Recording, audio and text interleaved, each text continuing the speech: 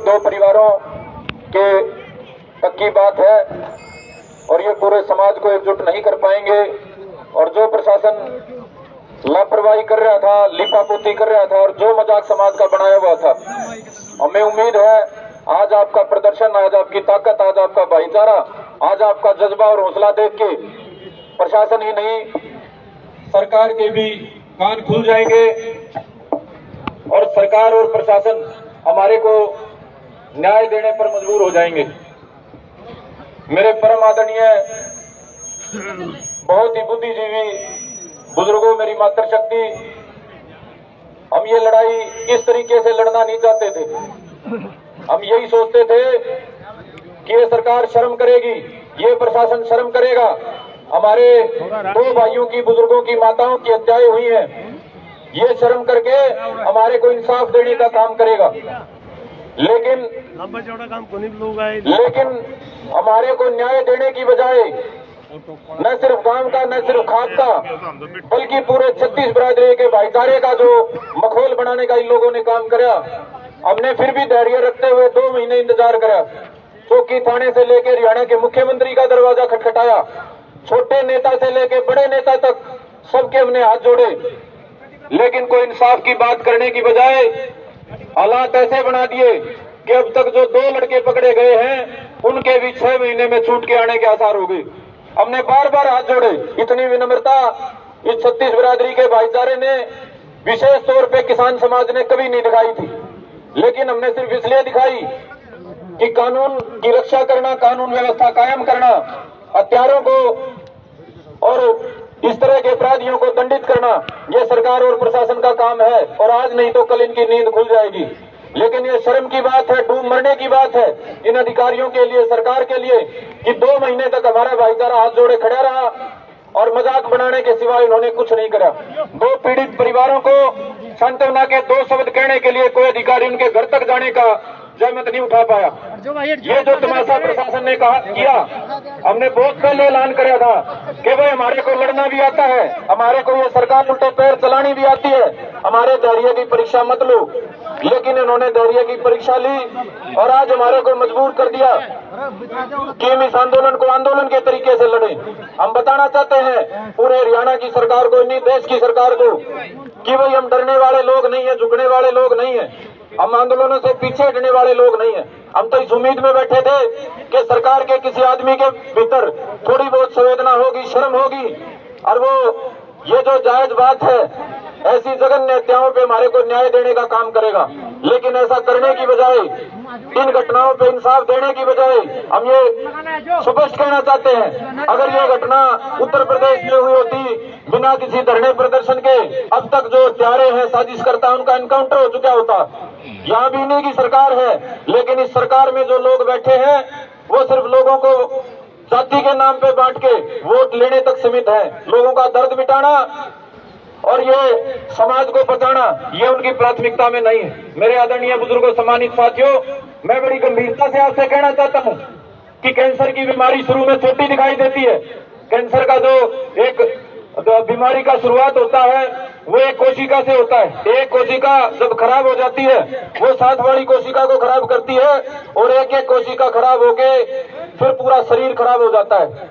ये हमारे गांव में जो घटना हुई, ये खाली हत्या नहीं है, ये जाति के नाम पे जहर की शुरुआत है हरियाणा में, जो हरियाणा 36 बिरादरी के भाईचारे के लिए देश ही नहीं दुनिया में जाना जाता है।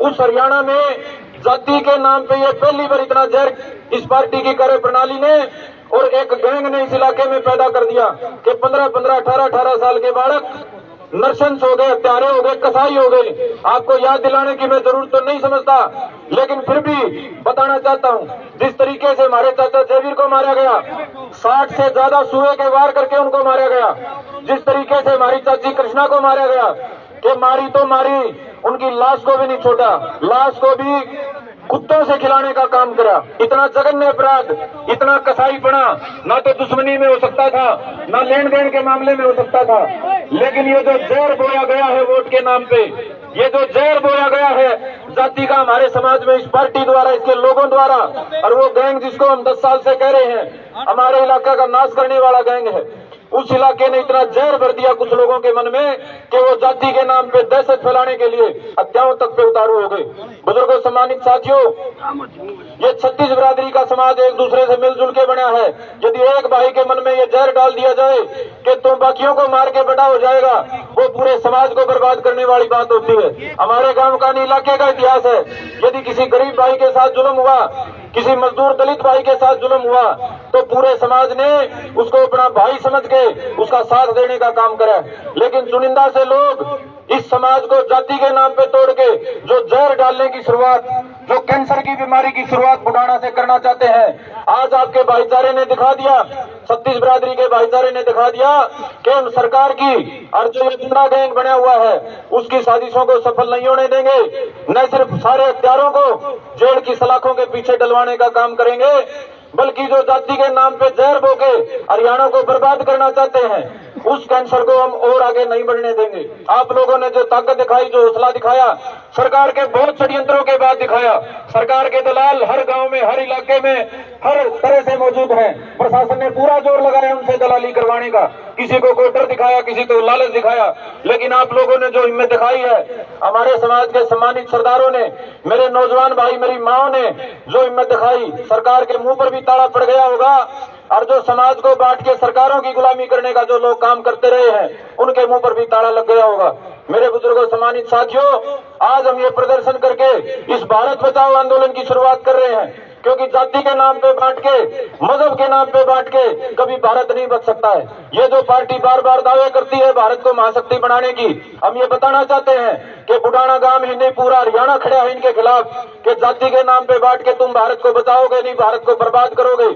तुम भाईचारे को बचाओगे नहीं, भाईचारे को बर्बाद करोगे।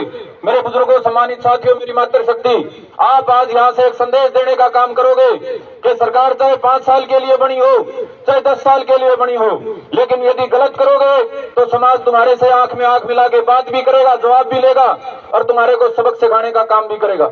मैं अब आने वाले जो वक्ता हैं उनसे अनुरोध करूंगा कि खुल के बोलें। हम अब तक नहीं लड़ना चाहते थे, लड़ के हम थक चुके हैं इस सरकार की तानाशाही के खिलाफ। हम पिछले 10 साल से लड़ रहे हैं, उससे पहले की सरकारों में लड़े। हमारे गांव के ही नौजवान भाइयों ने सरकारों से लड़ते हुए दर्जनों से ज्यादा मुकदमे सहन करे हैं। हम नहीं चाहते थे और हमारे को इस तरह का कोई रास्ता अख्तियार करना पड़े, लेकिन अगर समाज को बचाने की बात आएगी, इस कैंसर को खत्म करने की बात आएगी, ये कोरोना नाम की बीमारी जो जाति के जहर के रूप में ये सरकार और इस सरकार के साजिशकर्ता गैंग हमारे समाज में डालने का प्रयास करेंगे, तो इनका मुंह तोड़ जवाब देने की आज से हमने शुरुआत करी। 2 महीने गांव में धरने पे बैठे रहे, हमने तो भाई कीड़ी तक का रास्ता नहीं रोका, मक्खी तक का हमने रास्ता नहीं रोका, एक हमने आवाज नहीं दी, एक मुर्दाबाद का नारा भी नहीं लगाया, सिर्फ इंतजार में कि कोई किसी के भीतर तो आदमी पना बच रहा होगा, सरकार का कोई आदमी, कोई नेता, हमारे वोट लेके जाने वाला कोई सरकार का नेता, कोई अधिकारी, किसी के भीतर तो जमीर जिंदा बच रहा होगा। लेकिन भाई चारों ओर से थके, हाथ जोड़ के थके, उसके बाद हमने ये आंदोलन के रूप में पूरे समाज के साथ, पूरे भाईचारे के साथ आगे बढ़ने का फैसला किया है। क्या आप इस फैसले में साथ हो जी सारे? बहुत बढ़िया जी। नहीं तो मैं एक बात गांव में हम बता के आए हैं, ये कैंसर की बीमारी शुरुआत में छोटी दिखाई देती है, जाति के नाम पे ये जहर का जो कैंसर यहाँ से डालने की शुरुआत हुई है, जो कसाईपने से यहाँ हत्याएं करने की शुरुआत हुई है, अगर इसको कैंसर को आप यही खत्म नहीं करोगे, एक दिन ये हरियाणा के पूरे 36 बिरादरी के भाईचारे को बर्बाद कर देगी।